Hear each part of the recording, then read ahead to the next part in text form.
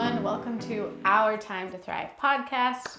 I'm your guide, Dr. Krista, and today we're talking about a special topic close to our hearts, which is really emphasizing the difference between naturopathic medicine and conventional medicine, because not everyone knows about the distinctions there. So again, this podcast where you dive into holistic health tips so that you can feel empowered with your health and really take control. So Dr. Adam is joining me today so that we can talk about the distinctions and also tell our stories so you guys can get to know us more. That's right. So a lot of people are struggling with chronic health issues. And there's a lot of people. What is it, like 6 in 10 people? Oh yeah. 6 in 10 have at least one chronic disease, if not more. Yep, and they're all looking for ways out. So you obviously have your conventional approach to medicine, and then you have alternative approaches to medicine. So first, I think it's helpful to lay out what are people's options in general in the holistic medicine field when they want to treat their symptoms, or really they want to reverse their disease pattern. And the first thing to think about is you can treat your symptoms using something natural. You can use herbs or a supplement to treat your blood pressure, for example. So say you have high blood pressure, you're taking medications, we can give you some herbs that will help to decrease your blood pressure, but is that going to actually help to resolve your blood pressure concern in the long term? Is it going to really address the root cause? Generally not. No. So we have to look at your lifestyle, usually is where the true causes lie. Not necessarily in comprehensive testing and a bunch of complicated works. There's a lot of really simple things that you can do to help your body heal itself. So that's where there are other approaches to natural medicine that use more lifestyle approach rather than just taking supplements. You have acupuncture, you have chiropractic medicine, physical therapy. All these are kind of forms of natural medicine, just meaning that they don't use higher force interventions like surgery or medication to correct an imbalance, but rather you work with the body to help the body heal itself. Agreed. Yeah, so we have these different types, and there's also functional medicine too, which we'll dive into the differences there. Mm-hmm.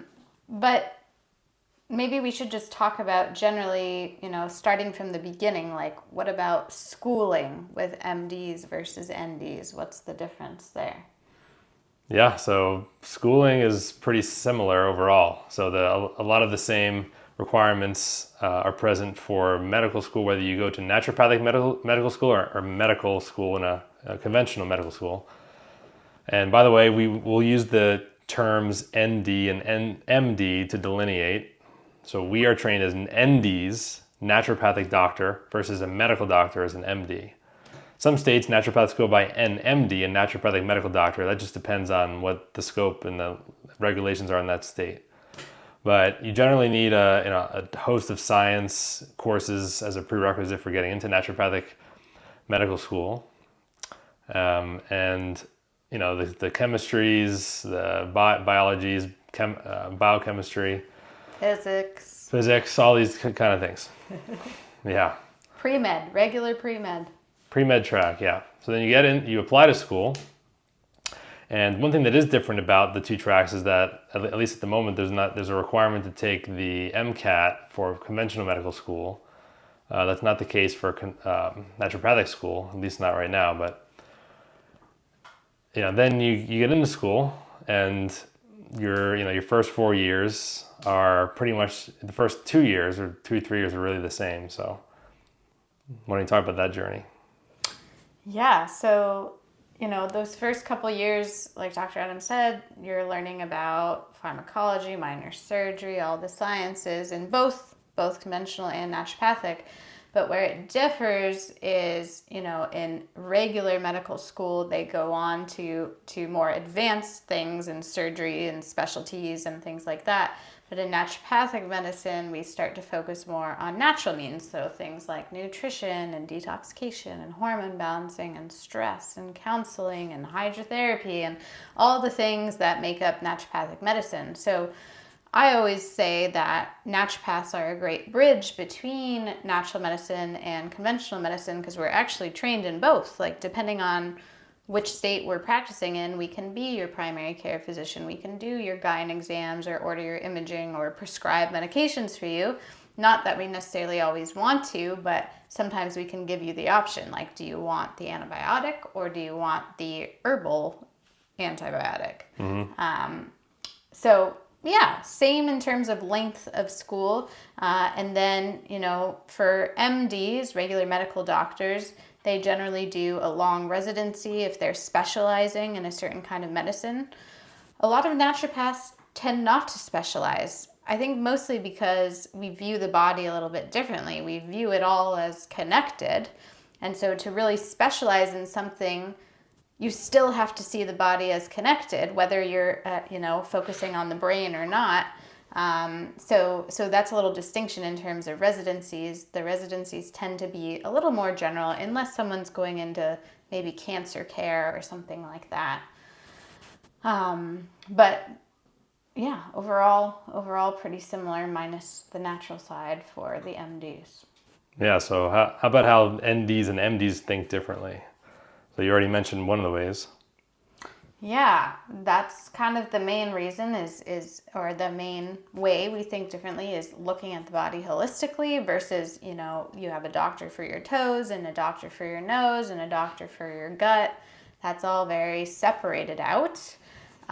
But conventional medicine also looks at disease as something you have to fight and combat. Like, oh, you have a foreign invader, thus we need a medicine that's going to knock that out. Or you have cancer, so let's fight it, right? Whereas naturopaths are really thinking of how can we get your body to heal itself, right? Sometimes we have to remove some obstacles, but really the body can heal itself and in, of course, a natural way, and it doesn't have to be this big fight. Yeah, it's more like harmonizing with how your body is naturally wired to work. Right. And to heal itself. Yeah. Other ways you can think of that we think differently? Yeah, so, so many people are frustrated that we see, again, you can't even tell you how many times we've seen people who complain about the medical system as a whole. So it's not, it's not that one way is really better than the other. It's just that each has its pros and cons. A more holistic functional medicine approach versus a conventional medical approach. Conventional medical approach is more, like you're saying, focus on the symptom, bash it down with a hammer with whatever means necessary, and take whatever casualties that come along with that. And the naturopathic approach is more gentle, more like subtle, and working with what you already have. You don't really need to add anything new. Usually, you can add a supplement or an herb sometimes, but working with your body and your mind too. So the mental emotional component is a big area of medicine that a lot of naturopaths and functional medicine people work more with, that isn't so much recognized by the conventional system. Now, doctors that are working in the conventional system, we recognize they don't really have time for that because they're not paid for the time that they spend with you, nor are they paid for the time or for the outcomes that they achieve with you. They're just paid per patient. So the more patients they can get in and out of the door every day, the better for them. So unfortunately, they just don't have time to dive into that mental emotional component with anybody. Yeah. And so that's, naturopaths really take the time to get to know you and really make an intentional effort to dive into your whole history and your life and your emotional dynamics and what's going on at home and all these things. So that's another huge difference.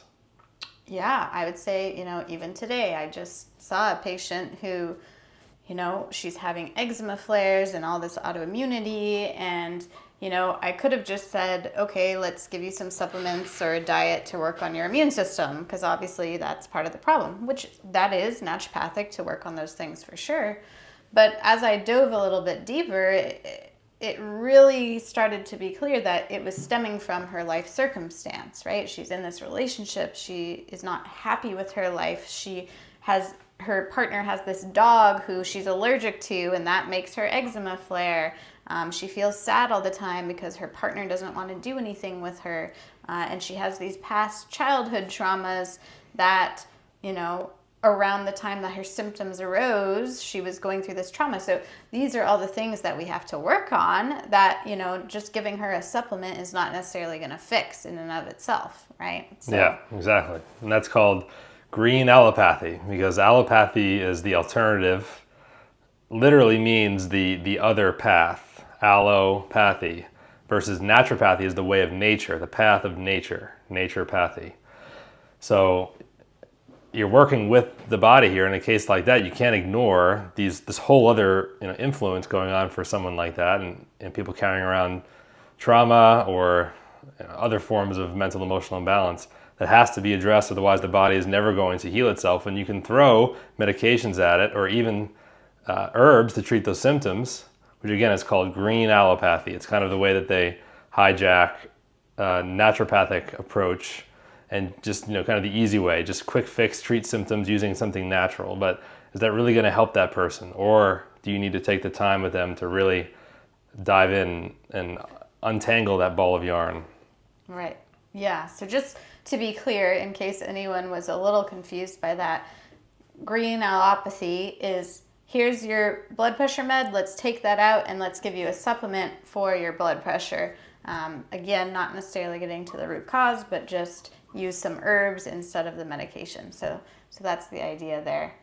And sometimes functional medicine practitioners will practice that way. So we could talk about those distinctions briefly, and then we can come back to kind of principles of naturopathy. But yeah, what would be some differences between functional medicine and naturopathy or conventional medicine, all three of those? There's a lot of overlap. And maybe to start even bigger picture, you have MDs, NDs, then you have DOs in the middle, because they're kind of like a hybrid. Supposedly, the way that they, that field of medicine, doctor of osteopathy, the way that developed was more holistic in nature, looking at the spine, kind of like chiropractic does now, and seeing the body as an interrelated system of systems.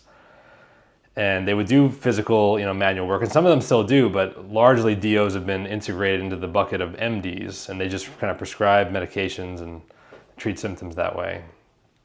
So then, on the other half of the spectrum, the naturopathic side, is kind of where functional medicine lies, is kind of the conventional approach to natural medicine is one way to think about it, because they'll take a much more comprehensive approach.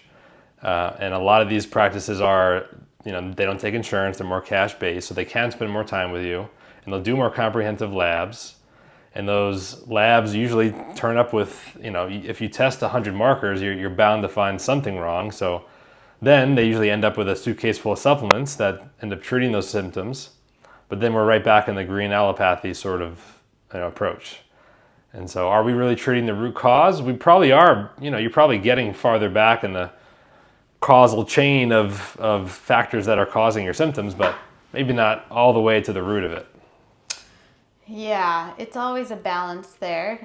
But I think, functional medicine has really taken what they want from naturopathy.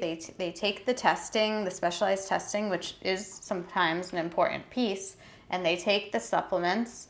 But naturopathy is so much more than that, right? We already discussed some of the counseling side, hydrotherapy, using hot and cold therapy, really working on the fundamentals of sleep and stress and all of that, which we can talk about in just a moment. But functional medicine is just a distilled down version of naturopathy, and it tends to be regular conventional doctors who have just done a little additional training in functional medicine, so maybe a couple months, maybe even a year, but it's not like going to school for 4 years for natural medicine. So that's a little bit of a difference there. I also just want to go back and say that, we're not against MDs at all. There's always a time and place for them, or DOs. Like if I had to choose a primary care physician, I would certainly go for a DO, just because they have the potential to be more open to supplements or diet changes, but they also look at the body from almost a chiropractic standpoint as well, right? Because they're osteopaths, so they see the skeletal structure.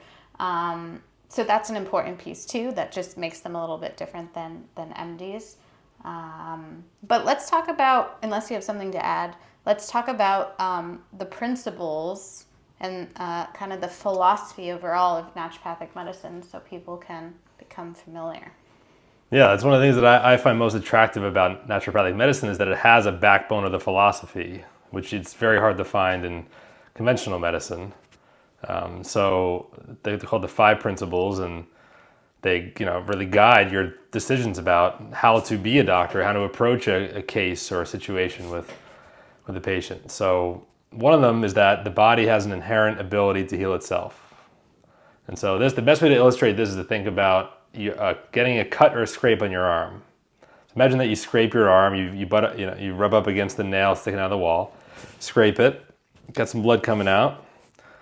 You clean the blood up, you'll put a Band-Aid on, Neosporin or whatever you choose to do, but then what happens over the next few days?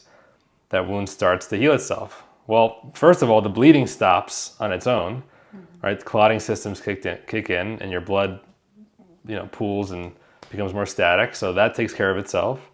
Then over the ensuing days, the skin will start to heal over, a scab will form.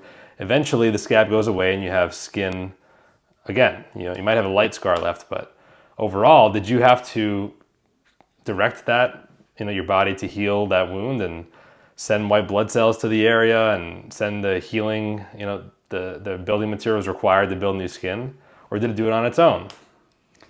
Surprisingly, our mind does not control everything, at least our conscious mind. So yeah, it just happens on its own. It's amazing. Yeah, sure is. And maybe there are ways to, some people, some yogis or whoever have developed themselves to be able to, control subconscious functions like that. But luckily, you don't have to think about that. The average person, your body just takes care of everything. Your heart beating, your lungs breathing, inflammation and immune function, which is good. You need some inflammation to fight viruses, bacteria, and repair muscle damage from working out, everything. So it's pretty obvious that the body has this ability, and that applies to every organ. Your liver, whether you have liver congestion or asthma or psoriasis in your skin, your body can reverse the disease process if we just give it the foundations of healing. And remove the obstacles. Remove the obstacles to healing as well, yes. Okay, so that was one principle. Yep. So doctor as teacher is another one.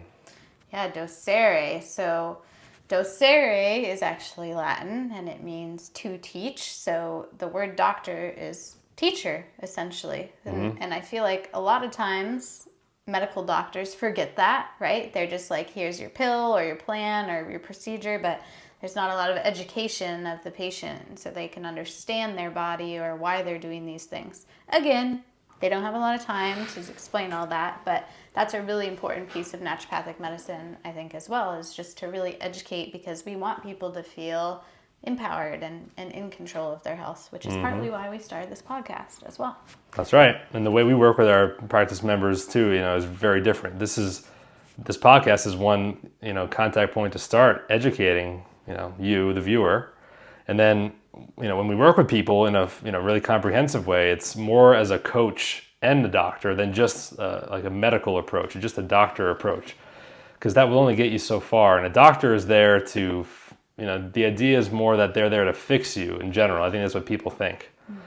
But no doctor can do that. No doctor has that ability, because like we just talked about, the body heals itself. The best that anyone else can ever do is just empower you and teach you to be able to heal yourself. So that's where we see what we do more as coaching, just as important as the doctor stuff is, but more importantly is coaching you to be able to sustain the habits that we teach you. And when we find a gap in your health, to help you bridge that and show you why it's important and what you need to know to be able to do that, so that you can then stick with it for the rest of your life and not need to depend on us or any other doctor for that matter.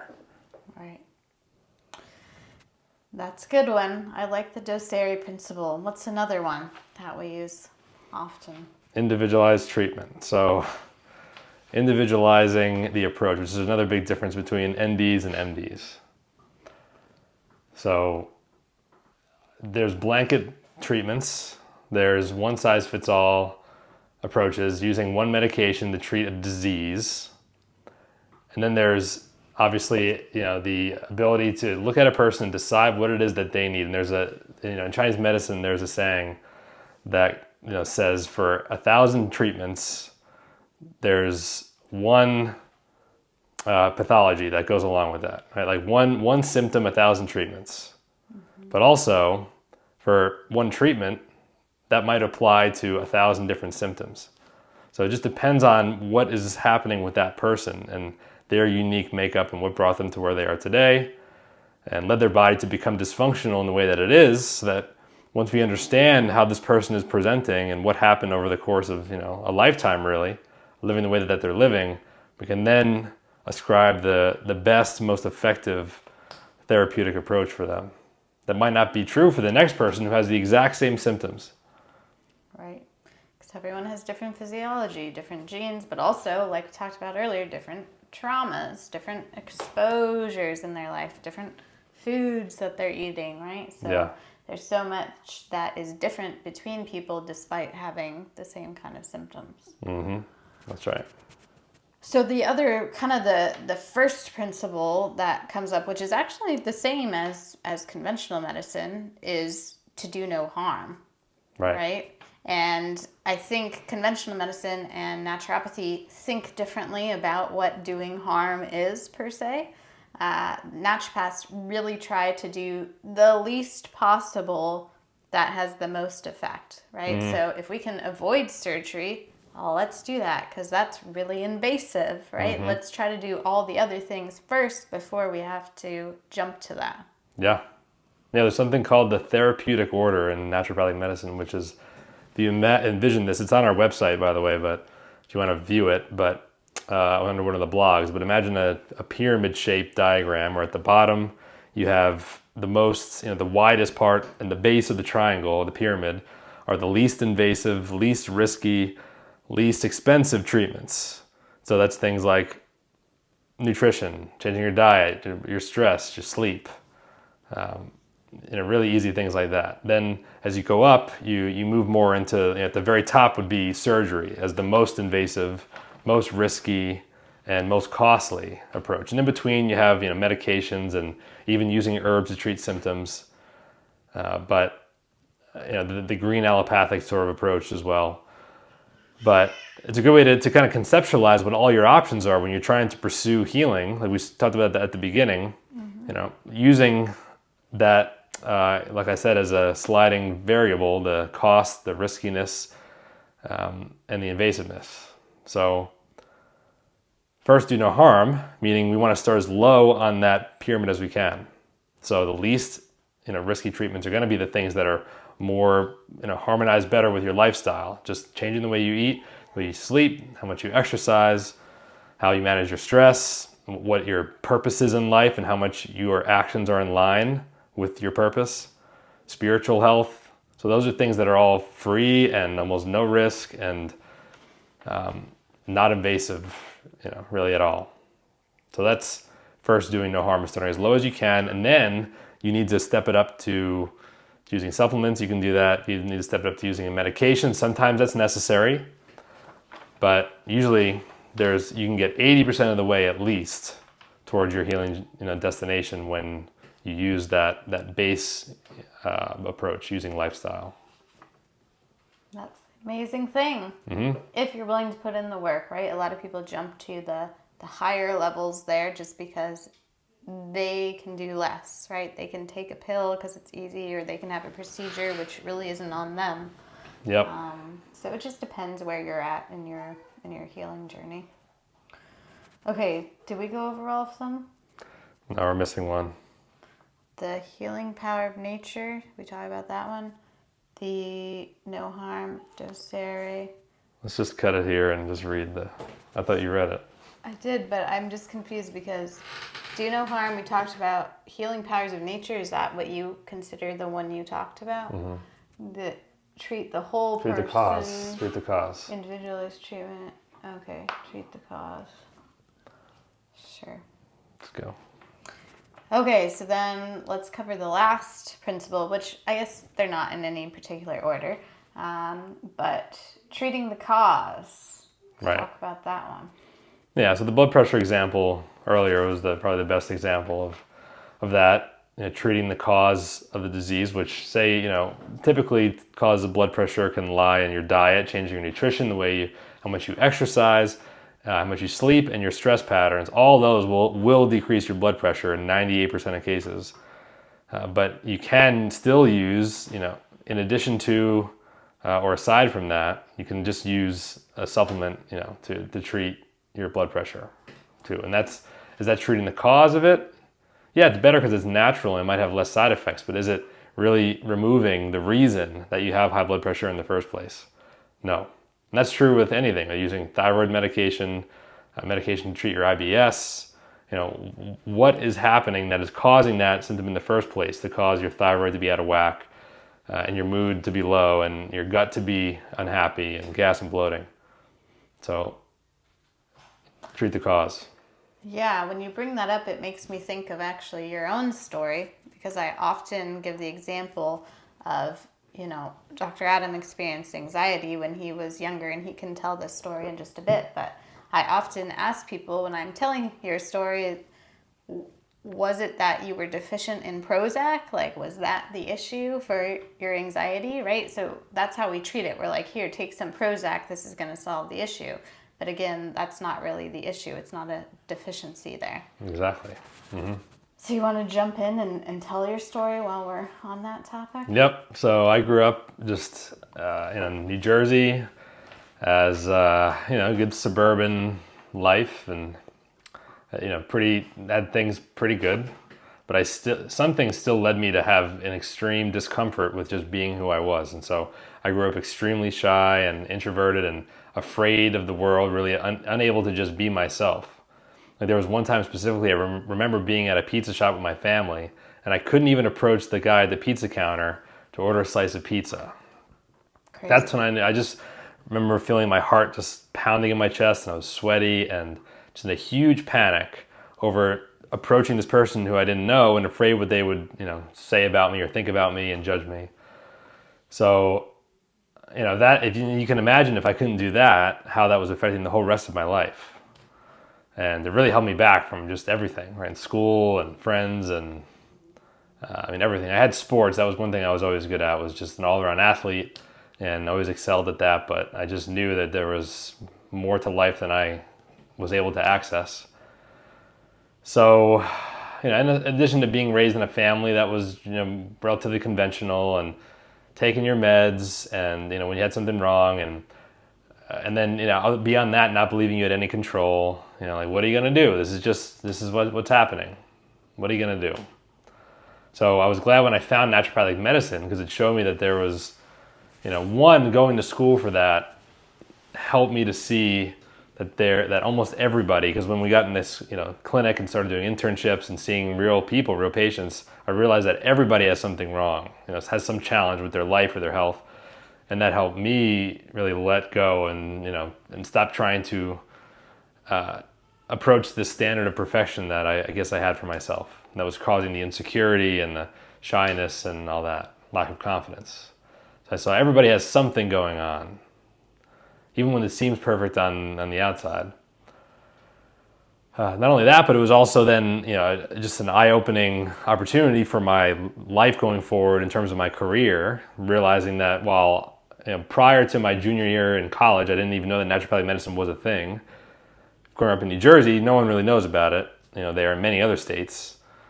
It's becoming more popular now, much more mainstream, but originally I wanted to either become a counselor or a chiropractor or nutritionist or a medical doctor. I ended up then in my I just wanted to help people, and I liked science, and those two things came together. I tried research for a little bit, a couple years in college, but it was just too isolated in the lab, beakers and stuff, and it stimulated my brain, but not my social. But by this time I was getting out of my shell more and becoming more social and opening up to that in college. So naturopathic medicine then helped to, just blew the door open when I learned about that one day in my junior year. A friend of mine, was missing from class, one of my neuroscience classes. That was my major. And then the next day, asked her, I was like, where were you? You haven't been here for a week. She was like, I was interviewing at naturopathic medical school in Arizona. So I was like, what is that? And I couldn't even say the word at the time. Most people say neuropathic. Neuropathic, yeah. Yeah. So I ended up, it just blew my mind. I was like, holy crap, this is a real thing. Like, this is a legitimate career. You'd be a licensed medical professional.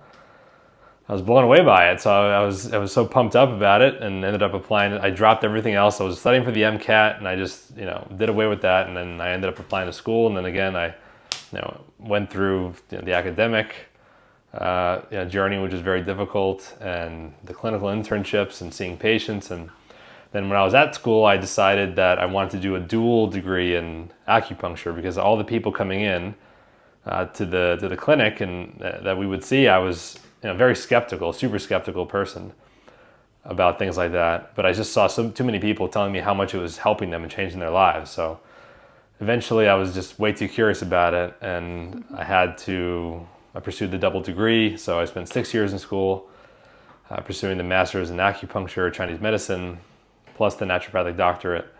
And it was life-changing, definitely life-changing. There was a lot of work that we did on ourselves in the program, self-development work too. As a Chinese medicine practitioner, it's very focused on yourself and the energy that you're cultivating in your life and how healthy you are, both mentally, emotionally, spiritually, physically.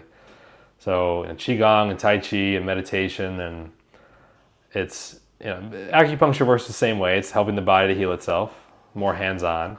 Not as scary as most people think if you haven't tried it, but yeah. So I ended up, really having this life-changing experience after all that, and again, seeing other people struggle, and then learning how to help other people get past their struggles, and learning how to get past my own. And now we walk the talk every day, and that's probably one of the things that make us the most credible. Is that, in my perspective, is that we walk the talk every day. We're already doing these things every day in our own life, and we have been for years.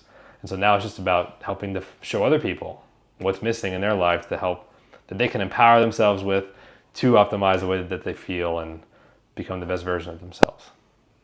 Yeah, I think that's a great point as well, because often with conventional medical doctors, you'll find that, they're overweight or they don't look super healthy because they're like chained to their desk and charting all the time, and they work these ridiculous hours and don't sleep, and it's just like not the picture of health. Nope. So do you really want someone advising you on your health if they don't even look healthy, or so that's a huge thing, is really to find someone who's doing it, right? Because they're having the experience, and they can also say like, hey, this is something I struggle with, and this is what helped me, or, whatever it is. But that's super important. Yeah, Walk definitely. the talk. Yeah. Would you choose to ask a doctor for help, someone who's out of shape and is tired and is stressed and just looks like they're drained of all their life energy, or someone who's in shape and is bright and vibrant and has resolved their health concerns in their own health journey, and have walked the path and have found their way to the promised land? And so it's not that the first person, not that first doctor is a bad person, or that they're inferior. It's just that they haven't, usually more times than not, they haven't learned a better way, because most medical doctors aren't trained in this sort of way to really address the root cause. So they're just stuck in this mindset of, well, disease develops eventually, people get older and they just get sicker, they eventually die, but it's just something that we all need to accept. And in the meantime, we can treat their symptoms with medications to hopefully ease that suffering, but things are just going to go downhill with aging, and that's just all there is to it. But there is so much more control that you have over your health and the way you feel if you use a better approach.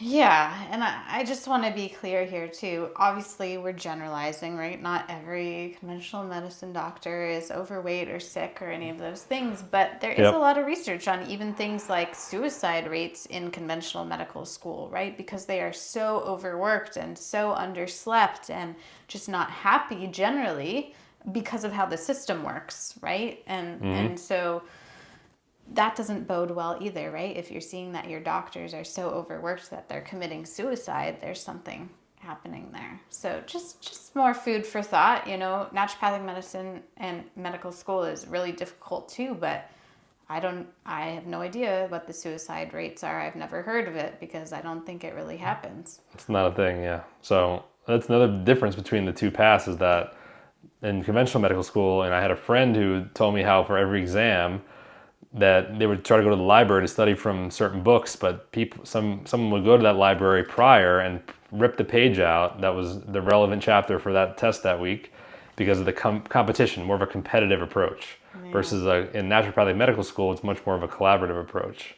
And so it's really high stakes environment in conventional schools. Is that helping those people to become the best versions of themselves so that they can help other people the best that they can? No. It's kind of more draining, and it puts them through the ringer. And you do want your doctor to be highly trained and, to be someone who has made it through certain objectives and filters. It's not just anybody. Yeah. But at the same time, that can be taken to an extreme, and it seems like it is. Yeah, and I would say generally there's a difference between the kind of people who are attracted to conventional medical school versus naturopathic as well. Conventional medical school, you need to be super smart, like book smart, right? And understand the sciences and all of those things. But I feel like sometimes they can lack the social skill part or the empathy, and they have to be kind of trained on quote unquote bedside manner, which, a lot of people complain about bedside manner of their doctors, right? Because that piece is maybe a little missing because they're so focused on the drive and the books and all of that. Yep. So in naturopathic medical school, all of that is more cultivated, right? This sense of community and empathy and really supporting each other, like you're saying. And so that also comes through when taking care of our patients, right? That's more how we approach it, as opposed to like, what is the specific scientific fact of this one thing in this research paper that I'm going to blurt out and probably won't make any sense to you. But, there has to be some different social skills there. So point being, kind of different people are attracted to these types of medicine.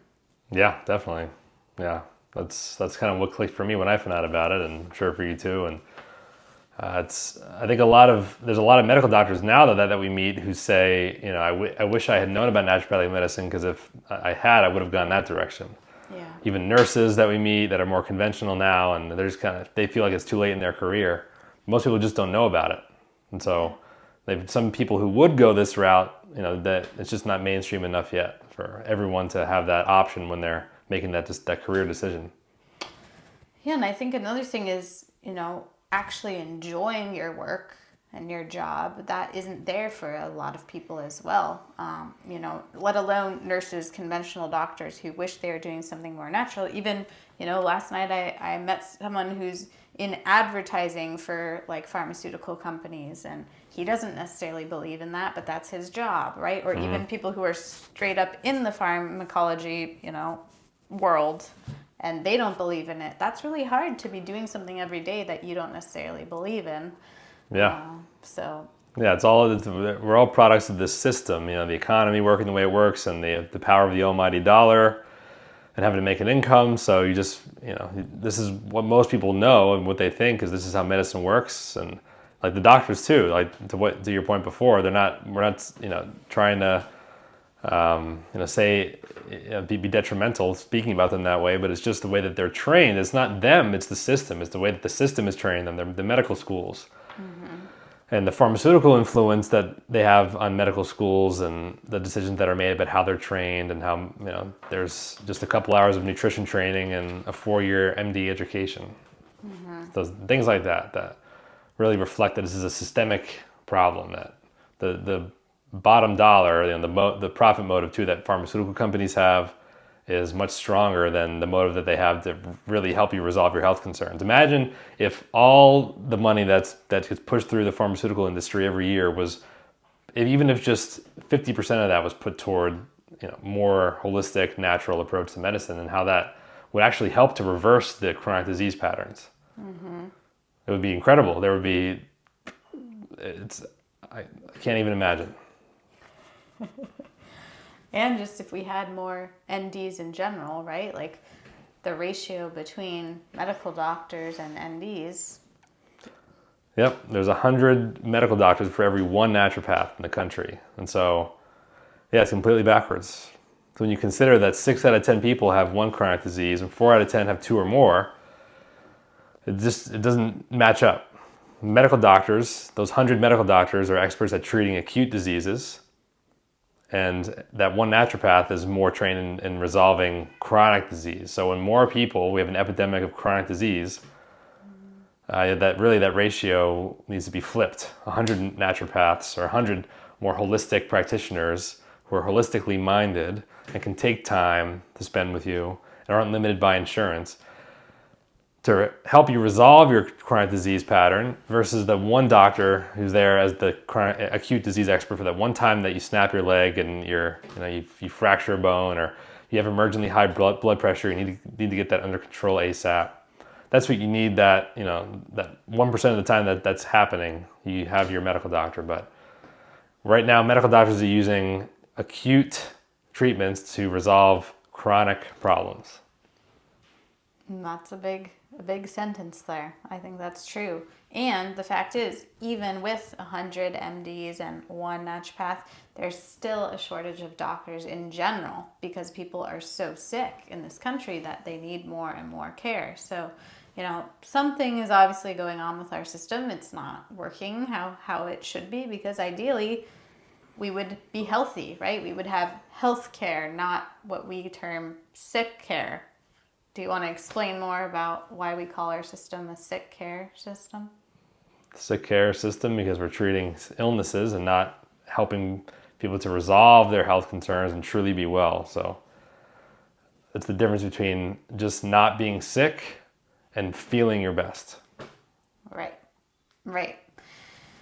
Same with the insurance, right? Health insurance, really, we think should be called sick insurance because you use it when you're sick. You don't use it to get healthy. I wish you could use it to really get healthy, but it really doesn't pay for those things. It pays for, prescriptions to manage your disease or a procedure or something like that. But it's not paying for things like education or healthy groceries or any of these things that really make us healthier. That's right. Backwards system. Yeah, how about your story? Oh, sure, yeah. Let's dive into my story too. So, for me, I grew up in a family of conventional doctors, actually. So this is also why, again, we're not against conventional medicine. My whole family is doctors, and I know they're all well-intentioned. It's just that they're stuck in this system that we're talking about, which doesn't really bode well for them or getting health outcomes that they want from their patients. So for me, when I was 13, I got my first period, and then I didn't get it again. And I started to gain weight, and I had bloating, and I had acne, and I had hair growing in places you don't want hair to grow. And it was clear that something was imbalanced, right? Because we now kind of consider periods as a fifth vital sign. So when there's something off there, then there's something off in the body. But I was a teenager, and I didn't really want to deal with my health. I just kind of pushed through the symptoms like a lot of us do. And ultimately, things just got worse, right? Because really with health, they either get better, they get worse. They don't really stay the same. So by the time I was 18, my self-confidence was in the toilet. I had gained more weight. The acne had spread. Like, things were not any better. So I finally, at my mom's urging, at being a doctor, she urged me to go to an endocrinologist. And I went, ultimately I was diagnosed with this chronic hormonal condition, quote unquote chronic, called polycystic ovarian syndrome. And I had to start medications, multiple medications actually.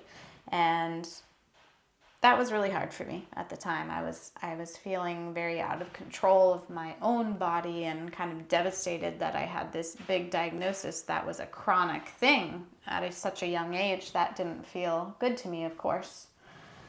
And so I started taking these medications. I ended up with, side effects. I'm getting headaches and not sleeping, and I'm constipated. Again, I just kind of pushed through because in my mind, I was thinking I was doing all I could to stay balanced, right? I was balancing my hormones with these pills, but I didn't feel any better.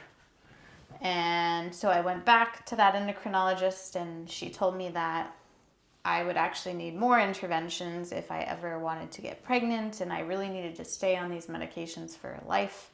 And again, that was just kind of a shock to me, because I really thought if I had taken them for a few years, then they had to solve the problem, right? They had to balance things. But as we've talked about already, it really doesn't work that way. So I eventually found a naturopathic doctor, and really was able to work on my health, figure out what those missing pieces were, and work on my lifestyle. You know, he asked me questions about my stress and my emotions and my nutrition and my movement patterns, all these things we've been talking about that so much have to do with our health, but our conventional doctors don't really have the time to work on them, or the knowledge sometimes. And so I was able to get off all my medications and have my symptoms go away, really reverse, quote unquote, this chronic condition, right? And I was able to get pregnant eventually too, without any intervention. So that all happened naturally. So all of that propelled me to really want to become a naturopathic doctor, and, you know, to really teach people some of these things that changed my life, and hopefully will change other people's lives. That's right. So pretty amazing how it all works.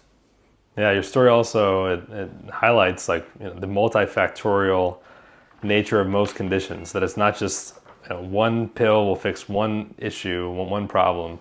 That's why medicine really is not that simple, and you need someone to take the time with you and to learn about you and really, you know, care, so that they care too, because that is part of the healing process. The relationship that you have with your practitioner is a huge part of it. So that's one of the things that helped you to, you know, really resolve your conditions, was because this person gave you the time to get to know you, and then consider all these different aspects of your health, not just ask you what your one health symptom is on the surface. You know, what else is happening around that? This whole picture has to be painted. And most doctors aren't trained that way, again, to take the time in the first place, let alone what questions to ask, to get that full picture of what's happening with you. And I don't know about you, but I thought when I went to school that I would learn, you know, really everything about medicine, and that, you know, you as a doctor, you get trained in literally every little detail about science and current medical knowledge that, you know, we would know. Just like every doctor who wears a white coat knows everything that there is to know. But then you get into the field and you see that every doctor has their own approach, or really the different way of thinking, at least in our field. Mm-hmm. Maybe not so much in the conventional field. Conventional doctors are more very trained the same way to think algorithmically, which is why now AI is starting to take over a lot of conventional medical processes, like to think through if this person has, you know, this symptom or that symptom, to ask a few other questions, and then that funnels them down different logic paths to a certain conclusion that you need this referral or this medication or whatever. So there is more kind of uniformity there, which has its strengths, but has its weaknesses too, when you need to individualize your approach for somebody. So doctors, you know, in general though, the point I was trying to make is that, you know, we don't know everything, but any doctor who says that they do know everything is probably someone you should be wary of, because it's very difficult to know everything. When you start to dip your toes into medicine and understand how deep that rabbit hole goes, it's perplexing. Yeah, I think, you know, patients need to understand that too, because I feel like a lot of people are just seeking a diagnosis. They just want to know what the issue is with a diagnosis, right? And a lot of times we have to educate people to say that ultimately, does it matter if you have a diagnosis? Like, oftentimes there's no treatment for that diagnosis anyways, so you just have this label and it's like, great, what can you do with that? Whereas, what if we just start working on these fundamentals and things start to get better, right? That's what we really need to be focusing on, is let's do the things that make you feel better and less about just having this diagnosis. Mm-hmm. So I think there's a little distinction there too between the different kinds of patients who are attracted to naturopathic medicine versus conventional medicine, right? Because a lot of people who are going to conventional doctors, they just want that quick fix, right? They want the pill, they want the quick answer, or they want the procedure gastric bypass so they can just get rid of the weight without having to put in any work, right?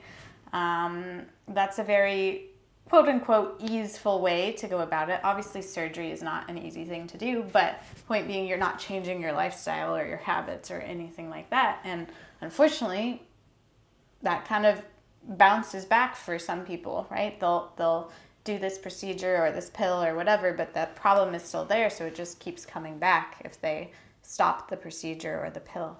And so anyways, people who are more attracted to naturopathic medicine are people who, you know, are very vested in their health. They're interested in making changes, but more than that, they want to commit to themselves, right? And really start to prioritize their health as the utmost thing. They'll do anything they can to try to get to optimal health. So it's just different kinds of people. Yes, I mean, we certainly get both types, but the ones who really excel are those people who are willing to put in the work, I'd say.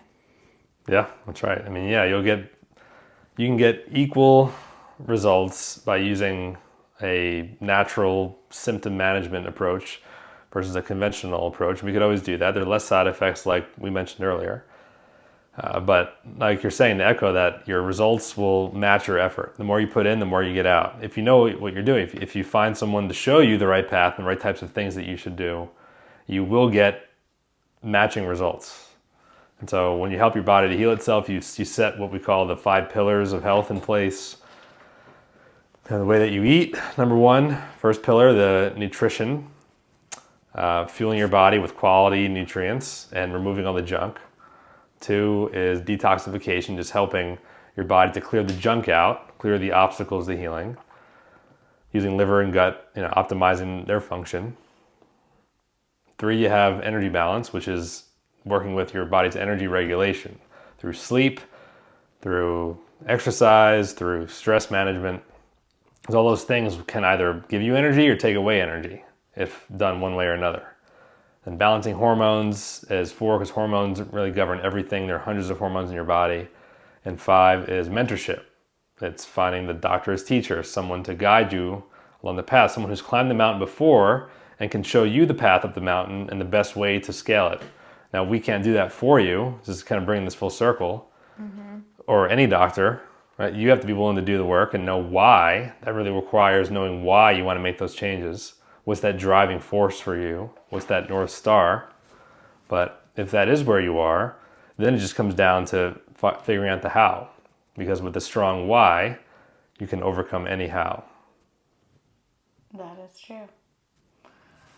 One thing we should probably talk about that we haven't mentioned yet, unless you have more on that note, is just for people who do want to become naturopaths, like how do they go about that? What's kind of the steps, and how do you get into school and all of that? I know we talked briefly just about MCAT or not, but... Yep, so you'll, as we mentioned earlier, you put yourself on a science track, like a pre-med track in college.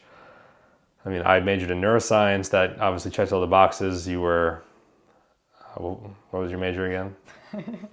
I did sociology and environmental studies, which actually you do need some social sciences as prerequisites, but I had to do pre-med on top of that in order to get all of the science requirements. Yeah, so you can do it. Doesn't matter what you study as long as you end up taking the right courses. Right. So as long as you end up doing that, you can then apply to medical school, naturopathic medical school, which really that's the main prerequisite. There's no MCAT. You can take the GRE. It'll only help. It's not required, though. That's what I did. But just, the more you can do, the better to make yourself stand out. You go interview. And then when you're in school, once you get through all those obstacles or checkpoints, and you're in school, and then you proceed in the path that we talked about earlier with all the hardcore science courses, and eventually you get into clinic. But what will make that all easier is if ahead of time you read some books about medical lingo, just to get a sense for what the language is like, because it's very different than, it's very intellectual and heady, and just to start to get a sense for that, that'll probably make your learning curve a lot faster and easier when you're in school. Yeah, it really is learning a new language, so you have to be prepared for that. You think you're just, learning science and all of that, but you've got language on top of it, so. It's an interesting one. But the other thing I think we should mention is you need to make sure, whether you're applying to school and or you're just seeing a naturopath, you want to make sure that you're either going to or the naturopath has gone to an accredited naturopathic medical school. So, the term naturopath is not necessarily regulated in every state. This applies to people when you're looking for a naturopath, or someone who's more holistic to help you with resolving your health concerns. So pay attention. Right. So some people can call themselves a naturopath even though they've only done, a weekend training or maybe a year training. Because that term is unregulated, they're still allowed to call themselves that. So you really want to pay attention, make sure that they've gone to a 4-year medical school, it's accredited, and there's only, a few schools actually in the United States. So it's kind of easy to tell whether they've gone to one or not. But same when you're applying, you want to make sure you're going to an accredited school and not just, throwing your money in something that's not accredited. So that's something to look out for sure. These folks who are not necessarily real naturopathic doctors, sometimes we call them undies because instead of an ND, they're an undi. But obviously they're not going to call themselves that, so it's going to be hard for you to tell unless you specifically ask about their education. Right. Yeah. Or go, on the website and do research. And you can also, if you want to find a local naturopath near you, to use the website aanmc.org. I think it's something Association for Naturopathic Practitioners, or AANP, which also there's a Nurse Practitioners Association. So just, make sure it's the right one. Yeah. I mean, definitely that's a great way to find accredited ones in your area. Also in some of the school websites, you can find directories and things like that. But the other thing I just wanted to bring up, because I know this can confuse people too, we were talking about, how you pronounce naturopathy. And some people will say naturopathy and some will say naturopathy, or a naturopath, or a very naturopath. Important. You got to clear this up. So I just wanted you all to know that it doesn't really matter. Both are correct. It just depends on kind of the philosophy of the person talking about it. So some naturopaths are very natural, very nature-oriented, right? So naturopathy is the idea. So they're going to say that word more in the nature-directed way, and others are not so nature-oriented, perhaps. So how would you explain the differences? Do you think there's anything I missed there? No, there's not much of a difference otherwise. Yeah, so if you say it either way, it's fine. Don't feel like you're saying it incorrectly, but it is not neuropathy or neuropathy. Yeah, it's not neuropathic medicine. That's a study of the neurological system, a brain, and neurologist would be what you're talking about. Yes. So, yeah, but overall, I think if you're looking to resolve your health concerns, you want to also keep in mind when you're searching for a holistic doctor, a naturopathic doctor, a functional medicine doctor. We tried, rewind and watch again what the difference between those different types of practitioners are and decide what's the best fit for you. But kind of like what you're saying, just also note that within the field of naturopathic medicine, you might find someone who is an accredited naturopathic doctor or went to an accredited school and is an ND, but one ND might practice very differently than another ND. There are some NDs that are much more true to the roots of healing, the bottom of the therapeutic pyramid that I described earlier, the least invasive, least risky, most body harmonizing treatments. Right. Some of them that really lean more into that, and others that lean more into the higher force interventions and are trying to be more conventional and try to fit in with the medical system is really their goal. So just get a feel for that too, by talking to them or calling and doing research on their website to see, make sure that not to say that one's better than the other, but that you're going toward the type of naturopath that is a better fit for you. Yeah, I think, just also be aware that it also depends on the state that the naturopath or naturopath is practicing in. So if they are in a place where they can be your primary care doctor, they are actually required by law to offer you prescription medications. Even if they don't necessarily want to, they have to do that. So just know that too, that it might not actually be their own philosophy per se, but they have to put in their chart that they offered you medication or a vaccine or whatever it could be. So it just depends on the rules of the state as well. Yeah, that's right. And they're probably in that situation. They would probably educate you on the alternatives and the risks of each. Yeah. In most cases. But yeah, the point is every doctor practices differently, just like I mentioned earlier, that we're all trained differently. And we don't know everything, but that can be a strength when you see someone, I think, and they admit that they don't know everything, that they're going to do some research to help you figure this out. And don't pretend like they know everything, kind of that ego of medicine has been removed. So that's definitely more true in naturopathic medicine as a whole as well. Agreed. All right, any last thoughts? Okay. Well, thank you so much for joining us today in our Time to Thrive podcast. And remember, each week we come and we talk about different holistic medicine tips. You can find all these podcasts on our YouTube channel, but you can also follow us on Instagram and Facebook at live.wellness.health. So until next week, we hope you are working on things to help yourself thrive.